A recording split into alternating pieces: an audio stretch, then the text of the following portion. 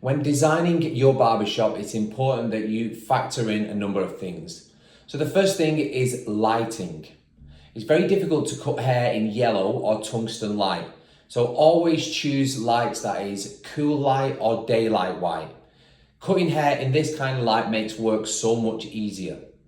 Then you need to think about things like the layout. So you want clear areas for cutting and clear areas for your waiting area. Making sure that the area is nice and clean and tidy and hitting all of the 5 senses. So the touch or the feel, it has to feel welcoming, so it has to be warm. You want it to smell nice. A scented candle wouldn't go amiss. Taste, are you offering refreshments? Are you offering coffee? Does it sound nice? You have to look at your clientele, and if you've got a broad range of ages, then you need to make sure that the music is appropriate. And then it's got to look good, so it's got to be nice and clean.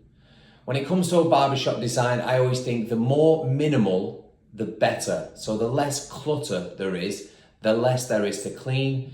Hair can get literally everywhere, and the fewer objects there are in the shop, then the fewer things that you have to clean. So making sure that there's a clear entrance and a clear exit. If you do have one door, that's absolutely fine. Opening up windows is great for making sure that you get good airflow. Again, just to make sure that all those 5 senses are tantalized. You want to make sure that the design is in keeping with what's current. And you can do that by following lots of different pages and taking little snippets from all of these different barbershops, from different interior design companies. But in terms of my opinion, I would say just to keep it as minimal as possible. Big mirrors will give you the illusion that your space is bigger if you have a small space. And using stools will eliminate the stretching of legs and make sure that you have a space saving efficiency.